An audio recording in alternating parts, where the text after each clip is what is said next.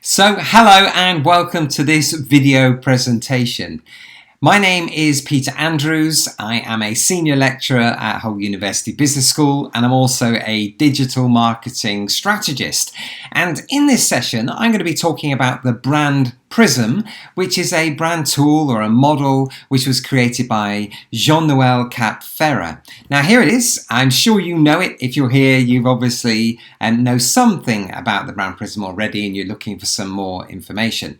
So I'm going to take you through this, but remember, it's a tool. So tools are made to be used by somebody in a certain way.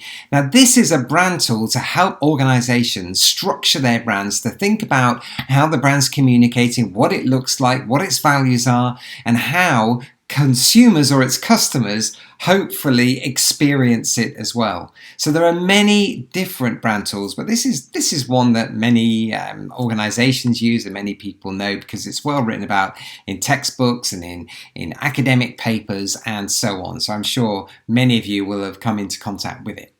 So let's have a look, first of all, around the outside of the prism.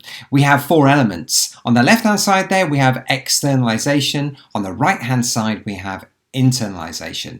So what this means is the three elements in each of those halves relate to either external things or internal things. So on the left-hand side over here, we have externalization. This addresses the outputs of an organization. So it's the things which customers will see and will experience. Quite often, it might be the first thing that they see or the first thing that they experience. So it is obviously very important. It can include things like your logo. It could include your promotion, your advertising, your social media pages, your physical location, your videos, your products, and your services. That's what those elements deal with. On the right-hand side, we have the internal aspects of the brand. And these tend to be very much about what happens inside the organization when a brand's trying to create its brand image in some way. So it can be the personality of the brand, and the personality of the brand should reflect the personality of the organization. The self-image of the brand and culture would cover all sorts of values, human resources policies, and management, and so on. And I'll go through these elements as we go through the video presentation. Then at the top we have the picture of the sender, and at the bottom the picture of the recipient. So effectively what this is saying at the top is it's the brand identity. It's what the organization wants the brand to look like. And at the bottom, the picture of the recipient, it's how they receive it. So we can do all these amazing things as an organization and as brand owners, but how a consumer or a customer actually perceives this is really important. It's probably more important than creating the brand image itself, which is why I have this next slide, which you may have seen similar images before. The brand identity is what organizations and what we do as marketeers try and say our brand looks like, what it means, how it acts, how it behaves, and how it communicates. But the brand image is how a customer or a consumer, so a customer, the people buying it, or a consumer, the people consuming it, how they perceive it. And quite often there's a gap. And you'll find organizations say, hang on a minute, I've got research here that says this is how my brand is perceived, but this isn't right. This is what the brand is actually like. But the truth is that perception is stronger than reality. So we always need to understand how consumers perceive it to see if there's a gap. So we can do things in our marketing and in our brand development to try and close down that gap. So let's go back to the prism. If I can go back to it, give me a second. Okay, no worries. We'll carry straight on. I'm going to go through each of those elements that go around the prism. So first of all, you had this word which said physique. And physique is the physical characteristics of the brand. So it's the things that you can see, the things that you can touch most of the time. So it could include things like the logo, the design, the packaging, the color palette, so the kind of colorways that are used, and the premises or the physical spaces. So I've put three brands there, which I'm sure you all will know. The first one there is Coca-Cola. And we can see the characteristics, the shape of the bottle. which is owned by Coca-Cola, the colour of the red, the logo, the colour of the drink. These are all physical characteristics which we all know about that brand. In the middle, I've got Harrods, and I haven't put the logo, I've put the physical place of Harrods because Harrods is a corner shop. So we'll all know it, but we may not have a similar corner shop close to us. But effectively, it's a shop on a corner. But its location, the way it appears, the physical characteristics of it are very different, which tells you something about luxury and opulence and choice, which Harrods delivers. And then I've also put PayPal on here because PayPal's a service, isn't it? It doesn't have a physical location or physical things which I can hold and touch. I think it does credit cards, so you could say you could hold that. But still, there are characteristics, the logo types, that we will recognize, the colors of blue or the PP, which we can see there. So the key thing with Physique is consistency. It's about making sure that you're consistent in all of your communication with these things. So you won't see Coke with different kind of colors. You will always see that kind of red at Christmas time with the vans and Father Christmas and so on. But this has also got to be attractive to your target consumer and your customer, making sure that it's relevant to them and is meeting their needs. Okay, let's go on to the next one. The next one I'd like to have a look at is relationships. And relationships is really about how the brand engages with its consumers or its customers. You know, what is its actual relationship like? Is it just about transaction? You know, I give you this, you give me that, thank you very much, goodbye. How does it act before, during transactions, and afterwards? How deep are these relationships? Now, over decades, marketing has moved from a sales relationship into far more deep relationships. So I've got two brands here which I'm going to use as an example. I try and avoid Apple as an example because it's overused, but it's nice for us to be able to explain about relationships when I think about Apple. If you think about it, Apple has stores as well as just selling you technology. It's got Genius bars, help lines, forums, etc. to help build this deeper relationships. And probably one of the reasons often overlooked for Apple's undoubted success is the number of consumers or customers that own multiple devices from the same brand. So they've got an ecosystem, but their relationship is part of that ecosystem. It keeps people bonded and tight with that brand. The other example I've got here is McLaren. So for those of you that know or don't know, McLaren's a luxury supercar manufacturer, and it also has a Formula One team. Now, as you would expect for a luxury supercar brand, McLaren has exclusive relationships with its customers. And that means that they need to be exclusive in a way that it deals with them and makes them feel that they're special and getting a different experience that they can't get from other brands. For example, you can visit the factory. You can go and pick your car up directly from the factory as well. I'm not sure if you can do that from many other brands. So you can book that time in, you can meet the people that have built it, you can go on track days, you can go to Formula One, and they will treat you in a much different way. That they've got this very strong relationship that's very tight and very deep. But here it comes down to, what does the customer actually want? What's the value for them, and are you delivering it in your relationships? The next thing is reflection. And reflection, it's a funny word really to use in a brand tool like this, but it's reflecting on who is your target audience. You know, who's your target audience, your target market, and who's the ideal customer for you? If you had to say, who is the best customer I could possibly have? Now, most of the time when we think about target audiences, people use things like demographics, but demographics are just overused and too simplistic. So demographics are things like age, gender, income.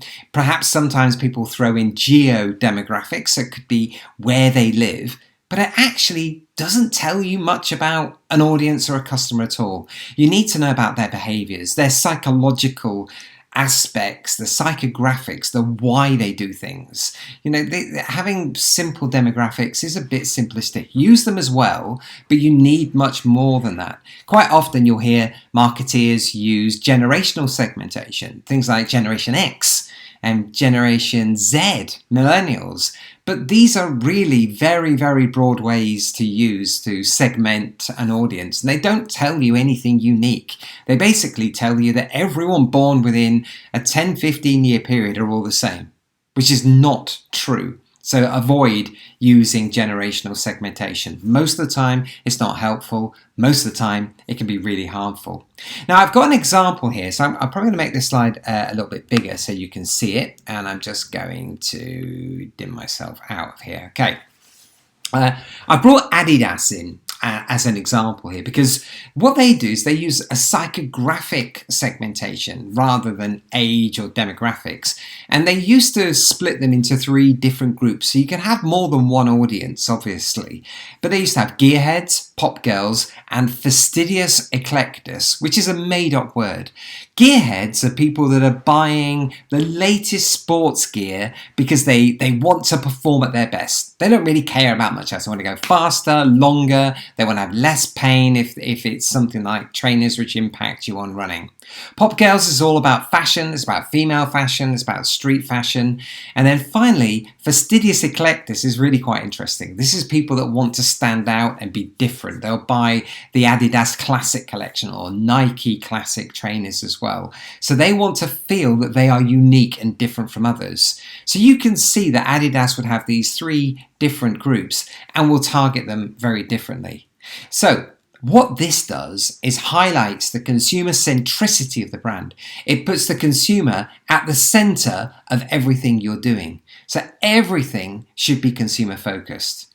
Think about how does your consumer or customer perceive the brand, and it will help you with this area of reflection.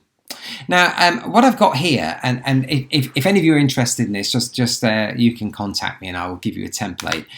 Across the web, you're going to find many persona templates. So a persona is a term which we use to encompass multi-segmentation techniques to understand more about our consumer. Now, this is one that I've developed and I've used with many organizations, but it gives you a lot more insight into the consumer. So give me a second. And as I said, there's a lot around, but I do like this one. So what this does is you put the name of the person up here at the top, or you also could put in like a fastidious eclectus, creating a term. Then you would do a brief, actually it's not helping much, is it? I'll go back to pointer. Okay, you put a brief description of who they are, and then you've got to say, who are they? Give details of who exactly this audience is. You would write in details below there. Just give me a second. I'm going to try and zoom in a little bit. Okay. You will talk a bit about their behaviors in the category, how they behave in the category. Maybe you've got car parts, maybe it's selling paints, maybe selling chocolate or services. What are their behaviors in the category? Then at the top here, we have what we call AIO questions, which are activities, the things they like to do. Hobbies, for example. And then you've got I, which is interest, the key interest they may have. Could be politics. And then finally, the opinions that they have. Key opinions as well. Then below there, you've got the pain points, the things that they don't like in the category. Because if you can understand what the pain points are and overcome them, you've got a much better brand. Then you also have here, how do they find out about brands? Why would they want to engage with you? Where do they shop? The kind of places that they would go to buy the product, so you can understand that. Who influences them? They can be friends, family, brands, or actually influencers. Every organization should understand who influences their audience. And then what is it that they want to know about your category? What don't they want to know? What's a waste of time? And then finally, you then put here is how you could make them into advocates. That means how could you get them to recommend your brand, your product to other people? Now, there's a lot in this template, and there's a lot simpler templates as well. And I've gone through that really quickly. But if you're interested, contact me and I'll let you have a copy of that. So my next area is personality. Okay, so give me a second, a minute. Okay, personality. So I've got here some brand examples which I'm going to take through. But personality, we do this quite often, is that we put human traits onto brands and organisations. We can't help it. It's the type of person that your brand is, which is shown by the way that you behave, the way that you think, and the way that you feel as well. And you can see I've got a few different brands here. I'll start off with Pret. So Pret-a-Manger, which for those of you that don't know, it is a food retailer, mainly sandwiches and hot food as well, coffee, tea, juices, smoothies, mainly to take away. But at the heart of the brand, it's got about health, it's about natural ingredients, and it's about things that are made in a fresh way. Now, from a brand personality point of view, Pret-a-Manger is cool, confident, it's creative, and it's uncompromising in the way that it creates fresh, natural products. It underpins its ingredients, its freshness, how it produces them as well for its consumer base. And I think here about when you think about personality, how does this make them act? How does it make them behave? Because they're so keen on natural, healthy, fresh products, they don't sell anything with artificial ingredients. And I can remember once being in one of their stores where they said they only sell one product with an artificial ingredient, which was Diet Coke, which has got artificial sweeteners. And they said it's probably against their values, but they said, we know our customers want to buy it, so we will sell it. But we do have to highlight to you that it doesn't have all natural ingredients. Sorry, my pointer goes all over. Right, the next thing I've got here is Dove. Now, Dove, on the other hand, has a really relatable brand personality, one that's really good, and it's like a trusted, good friend. It's a personality that would fight for its values, which is equality, supporting women of all ages, all shapes, all sizes, and ethnicity. That's very much what this brand is about. You can see that its personality is quite different from some of the others. And then my other brand here I've got is Red Bull. I'm sure that you all know about Red Bull. Red Bull is an exciting brand. It's a risk-taking brand. It's got an adventurous, outgoing, energetic brand personality. It's inspirational, and this personality works extremely well in high-octane world of motorsports and extreme sports where it excels. And you think about when it's an exciting risk-taking brand, it knows where it can operate, but it also knows where it can't operate. Like, for example, could Red Bull operate a bank, for example? Probably not. Could Dove? Possibly. And that means you can see how the characteristics of the brand actually work in terms of the products that it can offer. Now, the key thing here I've got down at the bottom is that human characteristics need to be consistent. We don't like people whose personality changes. We don't like brands whose personality changes with the wind either. The question here as well you can ask yourselves is, if the brand was a person or a celebrity, who would it actually be? Okay, my next section here is we're moving over to the right hand side, the internal side of the prism is culture. And I like to think of this as the storytelling aspect of your brand. If you had to tell people a story, where did you start? What is the purpose? Why do you get up in the morning? Why do you do these things anyway? What's your values? How would you describe the culture in an organization? And sometimes this is one of the hardest things we can do.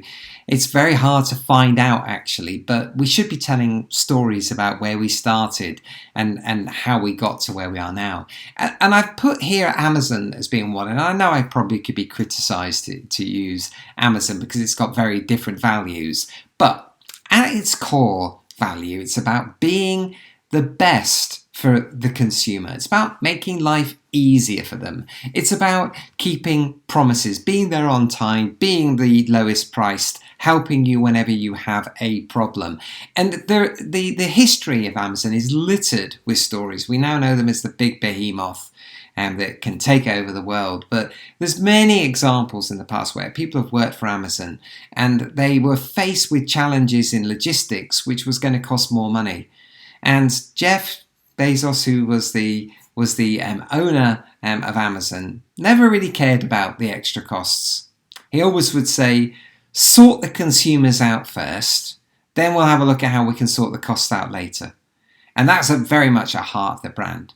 Now, the other side here I've got here is Converse, which is really interesting from a cultural point of view. If you think about its culture, it's an iconic American brand. It's individualistic. It's about giving people an individual product. It's unconventional, but it's grounded and it's still cutting edge. And it's got a story. It's got a long history of a story. It supports new and fresh things as well in its culture, which is why it's linked to music, it's linked to skating, and it's linked to youth culture, even though it's a brand that's been around for nearly 100 years as well. So very interesting. And whilst I said it's individualistic, 50% of all Americans at some point in their life will own a pair of Converse sneakers. Right, the next part is self-image. Now, self-image is really quite interesting because self-image is about how customers or consumers perceive themselves. And we need to understand how they perceive themselves and what their ideal self is. So it's what they ideally would like to be like, how consumers would like their identity to be, and then how this relates to our brands, how we can help people with their self-image. So I've put two here. Now, again, another luxury car brand, which is Porsche. But actually, Porsche's customers are not people that have achieved everything in life. They tend to be people that are just below that. And actually, owning a Porsche is part of a self-expression that helps them meet their ideal self. And then I put here the Body Shop as well. So you can imagine Body Shop is all about caring, it's about the environment, and it's about social justice as well. So the kind of person that will buy that type of brand will care about the environment, will care about social justice. So one of the key questions we need to ask is, how can you help your customer meet their ideal self? So I put that statement there along the bottom. How can we help them do that? And that's a key question which you can ask, which will help with self-image. Okay, now bringing it all together. I've covered all of the key elements of the Brand Prism. So hopefully those have all been clear. But I've put on here 3 C's. Okay, that I would like you to think about in terms of bringing it together. Because I've explained already that the Brand Prism is a tool, but it should be about your customer and your consumer. That centricity, that they are at the heart of each of these elements, even if it's not written explicitly. Then the other one is consistency. We need to be consistent, that we shouldn't be changing our brand. Our brand should stand for something and our consumers should know what that is.